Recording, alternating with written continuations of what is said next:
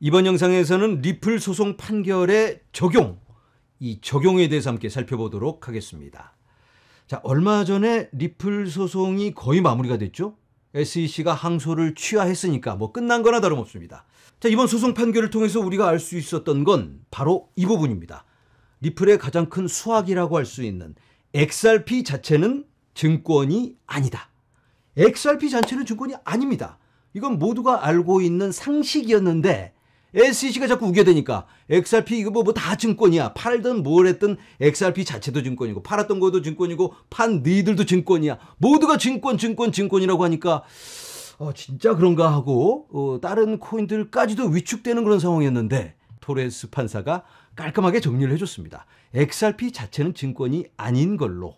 토레스 판사가 코인을 사랑해서 그런 결정을 내린 건 아니고 정확한 법에 기반한 그런 결정이었습니다. 어떤 법이죠? 바로 이 하위 테스트. 특정 투자가 증권인지 아닌지를 테스트할 수 있는 하위 오렌지 농장의 소송을 선례로 한 그런 테스트입니다. 이 테스트는 투자 계약을 기반해서 돈에 투자해야 하고요. 공동기업 그리고 3자의 노력으로 인한 수익을 기대해야 합니다. 이 세 가지 모두의 체크가 된다면 그건 증권이다. 리플의 경우 이 테스트에서 어느 부분에서 체크가 안 됐을까요? 돈에 투자는 맞죠? 공동기업 이 부분이 좀 문제가 있습니다. 공동기업이라면 리플사에 투자를 하는 건데 리플이 내놓은 어떤 투자 상품을 통해서. 그런데 많은 사람들이 XRP를 살 때 리플 회사의 존재를 모르고 산 사람들이 더 많습니다. 그냥 이 코인 가격이 올라갈까 봐 샀는데 나중에 알고 봤더니 이 코인을 만든 회사가 리플이라고 하더라. 그러니까 이 리플이라는 회사의 공동으로 함께 투자를 한 건 아니고 코인에만 투자를 했는데 그 배후에 리플이 있었다. 그래서 이걸 공동의 기업으로 보기는 매우 어렵습니다. 그리고 가장 중요한 게 투자 계약인데 XRP 투자자들은 대부분 리플사와 그 어떤 계약도 하지 않았습니다. 거래소에서 그냥 매수를 했을 뿐 리플이라는 회사도 모르고 어떻게 연락하는지도 모르고 투자 계약을 하다니 그런 건 없죠. 다만 기관들은 진짜 계약서를 작성해서 돈을 주고받았습니다. 거기에 대해서는 증권형 거래일 수 있다라고 판결을 내렸습니다. 자, 세 번째, 3자의 노력으로 인한 수익 기대. 리플이 열심히 노력해서 XRP 가격이 올랐을 수 있다. 이런 주장이 있었는데 토레스 판사는 여기에 대해서 그 어떤 언급도 하지 않았습니다. 이걸 논의할 가치조차 없다. 그 전에 끝나버렸으니까. 리플 측의 주장은 리플이 노력을 한다고 XRP 가격이 올라가는 건 아니고 비트코인 가격이 올라가면 모든 알트코인이 따라 올라가는 거니까 코인 사이클에 맞춰서 XRP 가격이 움직인다. 물론 XRP 가격이 리플의 어떤 노력에 의해서 어느 정도 바뀔 수는 있습니다. 하지만 핵심 요인은 아니다. 이게 주장이었습니다. 자, 여기서 중요한 건 이 3자의 노력으로 인해서 XRP가 올랐냐 안 올랐냐가 아니고 미국의 사법부는 여기까지 보지도 않았다. XRP 투자자들은 투자 계약을 하지도 않았고 공동기업에 투자하지도 않았다. 이겁니다. 자, 리플 소송 판결에 적용을 해보도록 하겠습니다. 대부분의 코인은 증권이 아닙니다. 리플의 XRP가 증권이 아니라면 대부분의 다른 코인들도 증권이 아니라고 보는 게 합리적인 판단일 수 있겠죠. 다만 증권 형태로 판매했다면 그건 증권일 수 있습니다. 어떤 계약을 통해서 판매를 했다든지 특정 조건이 있었다든가 그렇다면 당연히 증권일 수가 있겠죠. 코인 자체가 증권이 아니고 그 판매가 증권일 수 있다. 자, 이제는 유니스왑에 대해서 잠깐 살펴보도록 하겠습니다. 유니스왑. 작년에 2024년에 유니스왑의 유니토큰이 떡상을 한 적이 있습니다. 떡상. 정확히는 2024년 2월 23일에 수익 분배 프로포즈를 발표합니다. 프로포즐. 어떤 프로포즐이냐면 수수료 스위치. 유니스왑이 거래를 하게 되면 수수료를 부과합니다. 돈을 벌어들이는데 그 벌어들인 돈을 유니스왑 홀더들에게, 유니토큰을 갖고 있는 사람들에게 이 수수료를 좀 나눠주자. 수익을 분배하자. 이런 소식에 하루 만에 60%를 상승합니다. 이거 너무 좋은 거잖아요. 자, 그런데 이 유니토큰, 이건 어떤 토큰이죠? 지난 영상에서 여러분들과 나눴죠? 바로 거버넌스 토큰입니다. 거버넌스라면 투표를 하는 거예요. 유니스왑의 서버를 업그레이드를 할까 말까. 임원진을 좀 어떻게 교체를 해야 되는 게 아닌가.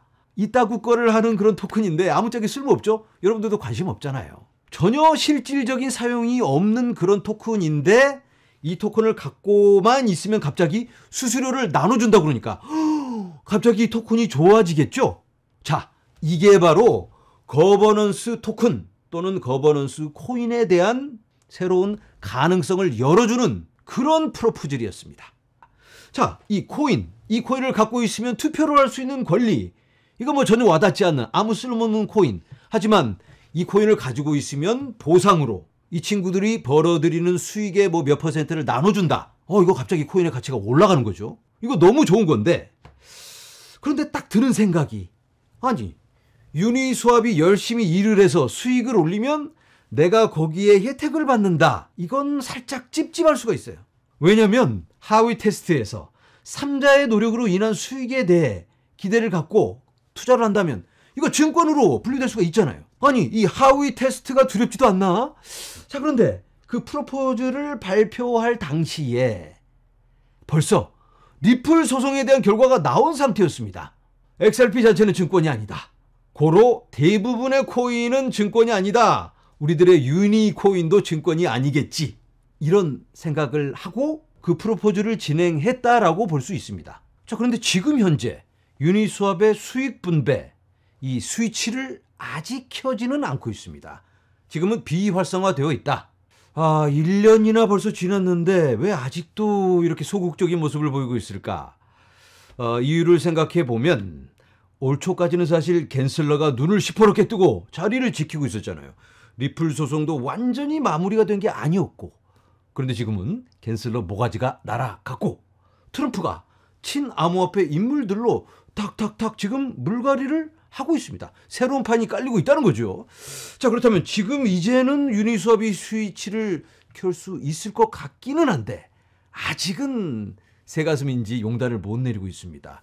그리고 SEC의 위원장이 새로 취임을 하고 임기를 시작한다고 해서 이 증권에 대한 기준을 이 유니스왑이 기대하는 그런 방향으로 정해 줄지 안 정해 줄지는 모르기 때문에 이건 우리가 조금 더 지켜봐야 됩니다. 자, 그렇지만 분명한 건 작년 이맘때에 비해서 지금은 다른 세상이 펼쳐지고 있죠. 친암호화폐 인물들이 딱 SEC에 자리를 하고 있고 대통령이 나서서 암호화폐를 품고 가고 있습니다. 그렇다면 이 수익 분배 모델도 긍정적으로 수용될 수 있는 가능성이 높아지고 있습니다. 만약에 활성화가 된다면 모든 거버넌스 코인에게 새로운 가능성을 제공할 수 있을 것 같고요. 거버넌스 코인에게 실질적인 기능을 탑재해 줄 수 있는 큰 호재가 될 것 같습니다. 자, 이제는 온도 파이낸스에 대해서 잠깐 살펴보도록 하겠습니다. 어느 분이 제게 이메일을 보내주셨는데 이 온도 파이낸스의 위험성에 대해서 지적을 해주셨습니다. 온도는 의결권만 가질 뿐 온도 파이낸스 프로젝트와 직접적인 연결고리가 없다. 한마디로 온도는 거버넌스 코인일 뿐이다. 온도 파이낸스에서 새로운 블록체인을 출시를 했습니다. 얼마 전에.